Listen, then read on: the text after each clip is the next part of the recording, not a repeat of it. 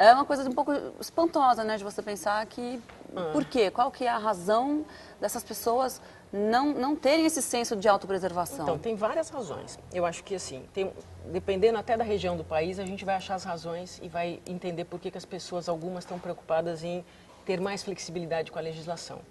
Em alguns lugares, como São Paulo mesmo, a legislação não foi respeitada, então hoje você tem muitos produtores que simplesmente não têm a vegetação nativa e não querem recompô-la, porque isso vai significar um custo de fazer isso acontecer e ainda por cima você vai perder aquela produção onde você vai recompor a mata nativa. Então, primeiro tem uma questão dessa do custo. Tem um outro dado que é o seguinte, na Amazônia, por exemplo, muito do desmatamento já está provado, não é porque se quer produzir, é porque primeiro se quer ganhar uma terra.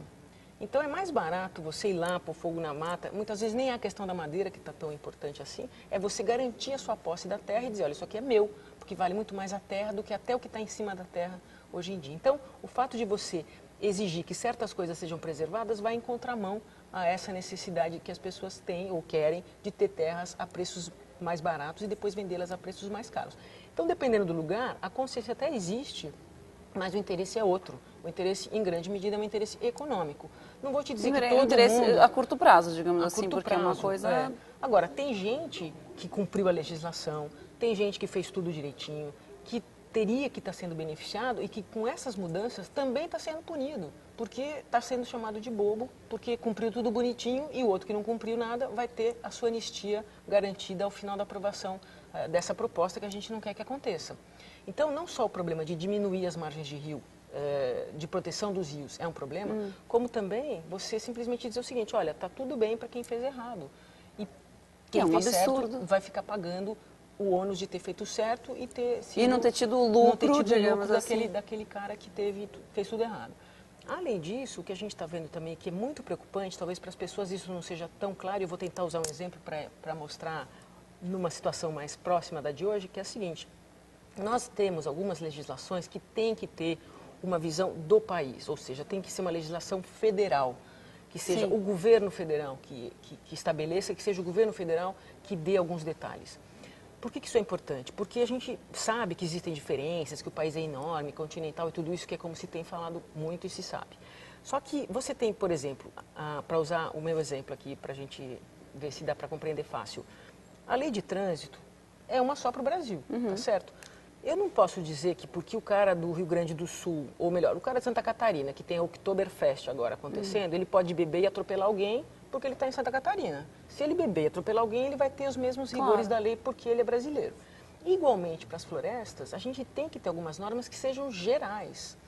Quando a gente tiver que ter normas específicas, a gente tem que ter normas mais restritivas porque a condição daquele lugar é mais crítica do que de outros lugares. O que está se pretendendo fazer? Está se pretendendo dizer o seguinte, vamos deixar que os estados e os municípios decidam o que fazer na legislação. Então, o que se diz, né, como argumento? Porque você veja, a Mata Atlântica é muito diferente da Amazônia, que é muito diferente daqui e dali. Elas são diferentes, mas algumas coisas mas tem coisas que são óbvias e são iguais. Então a gente tem que tentar e você fica muito sujeito à corrupção, por exemplo. Aí, se você deixa isso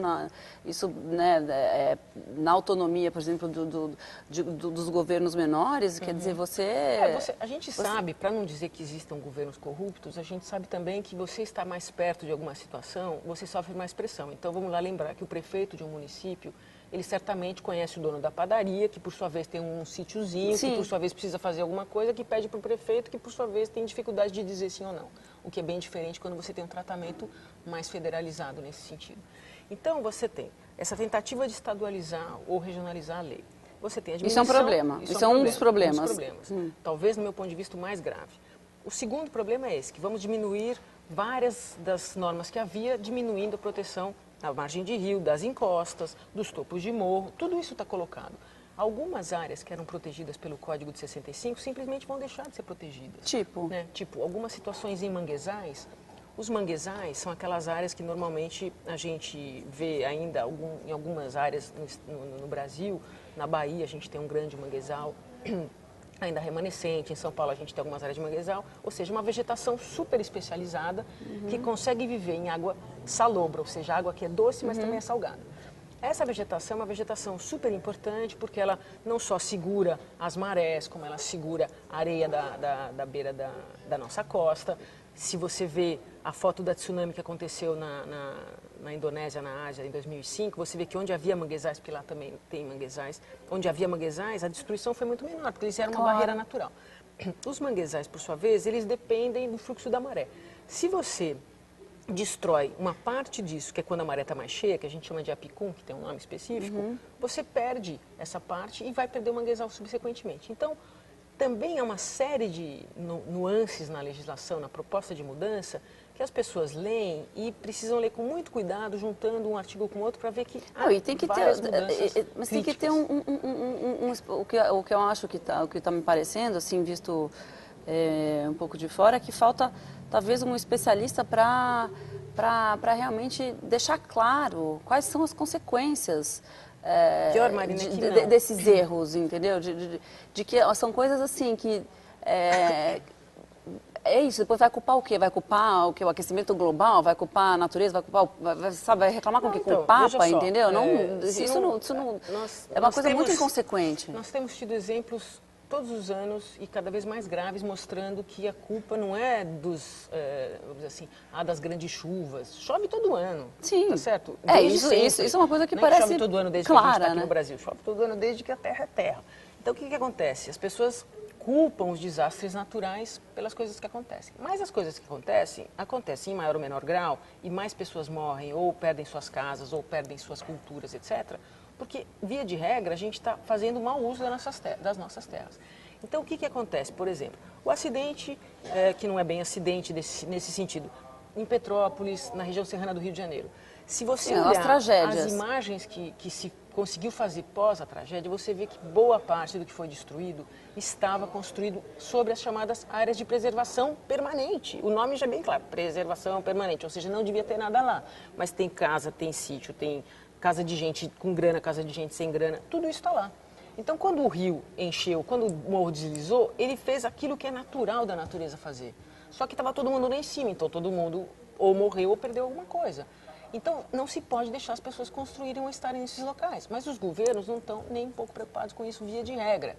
Porque, e aí, obviamente, aí culpa a legislação de 65, que a legislação é muito restritiva, só que os caras vão continuar perdendo as vidas. Vários lugares no Vale do Itajaí, que a gente conhece anos, vem tendo problemas sistemáticos. E são sistemáticos não é porque chove todo ano, é porque os caras estão fazendo ocupação em lugares que não deviam estar sendo ocupados. Então, o que as pessoas não têm conseguido relacionar diretamente é o seguinte: ou nós entendemos que existem processos naturais que vão acontecer sempre e que nós temos que nos precaver acerca deles e, portanto, não ocupar as áreas de preservação permanentes, que são essas: as beiras de rio, os topos de morro, as áreas com inclinação muito grande. É óbvio, tá certo? E o que é mais louco é o seguinte: muitos dos lugares que estão ocupados são lugares onde a população tem mais baixa renda. Né? Por quê? Porque algumas áreas você vai ocupando e vai deixando as áreas mais difíceis para as pessoas que não têm opção para fazer as suas casas e suas construções terem outro lugar para ocupar. Então, você vai em algumas áreas aqui em São Paulo, você vai ver que em vários lugares de declividade super acentuada, você vai encontrar o quê? Casas de baixa renda. Quando houver uma chuva muito forte, aquela casa tem uma tendência muito grande de cair. E aí, o que? São essas tragédias consideradas tragédias naturais, então, e que são naturais, mas o que está errado aí não é o natural, é justamente a tragédia que poderia ter sido evitada. É que você falou assim, mas será que não tem um especialista que explique isso? Nós tivemos inúmeras guerras nesse processo todo da discussão do Código, de números. Um falava que não ia ter nenhum desmatamento a mais, outro falava que ia ter um monte de desmatamento, um falava que os rios não iam ter problema nenhum, outros falavam que ia ter. Até que as sociedades científicas brasileiras, ou seja, aqueles grupos que reúnem todos os grandes pensadores do Brasil, chegaram para o Congresso Nacional e falaram assim: pessoal, a lei que foi feita em 65, ela tem base científica, ela já está correta desse ponto de vista. E o que vocês estão fazendo é uma grande barbaridade. Foi falado isso pelos cientistas, ou seja, pelos caras que, em última instância, teriam apenas o interesse de mostrar os dados da realidade nesse sentido, né, nesse contexto. E isso tanto fez quanto tanto faz também para essas pessoas. Porque eles denunciou. Mas é o quê? Uma coisa de você desacreditar ou disso não está na pauta dos interesses? Os interesses. Sabe por quê? Eu vou te falar. Porque é uma coisa que. Você pode me perguntar o seguinte: muito absurdo. O Código é de 65, por que a gente está discutindo o Código de 2011? Né? O que acontece? O código foi feito em 65, mas não havia uma fiscalização no Brasil sobre esse assunto de maneira alguma. Se havia, havia muito pouco. Imagina o que era o Brasil em 65, no que diz respeito a Mato Grosso, Goiás, Amazônia. A ocupação era muito pequena, a produção era muito menor. Sim, então etc. talvez esse código de 65 ele tivesse que ser atualizado, mas não, Exatamente. digamos assim, descaracterizado. Exatamente. Né? O que está acontecendo, pelo que eu estou entendendo, é isso. Ele está sendo... E mais, toda lei, como é o Código Florestal, como é que ela funciona? Ela tem um caráter geral, porque é para o Brasil todo, então não dá para você entrar em detalhes, e depois, para alguns assuntos, ela vai sendo regulamentada, ou seja, ela vai dando... Como é que você faz, então, né, para cumprir isso? Via decretos, normalmente, que é a figura abaixo da lei no governo federal. O código sequer foi regulamentado, ou seja, fizeram a lei e não se cumpriu a lei e tão pouco se tentou fazer a regulamentação. Se nós tivéssemos regulamentado a lei, que era um processo muito mais simples, inclusive do ponto de vista dessas formalidades, congresso, etc. Porque você está gastando um tempo A gente teria feito coisas muito mais interessantes, as pessoas poderiam estar cumprindo a lei de uma forma até muito mais fácil. Não se fez isso. Por que começou a ser feita essa discussão? Porque em 2007, 2008, houve algumas mudanças no código, a partir de um certo ponto. Em 2001, o Fernando Henrique mudou, fazendo a Amazônia ficar mais protegida, aí já houve uma série de chiadeiras. Mas o que pegou mesmo foi a hora que acertou no bolso dos agricultores, ou daquelas pessoas que tinham propriedade, especulando a propriedade, e que iam ter que pagar pelo aquilo que fizeram de errado ou deixaram de fazer certo. Por quê? Porque houve, mais adiante, já nos anos 90, a edição de uma lei que chama Lei de Crimes Ambientais, que dizia o seguinte: olha, quando o cara fizer essa coisa errada, ele vai pagar de tal jeito. Quando o cara fizer essa outra coisa errada, ele vai para a cadeia. E foi dizendo todas as penas que haviam, que foram previstas, tanto penas administrativas quanto penas civis e penas, de fato, que levavam a pessoa para situações mais graves.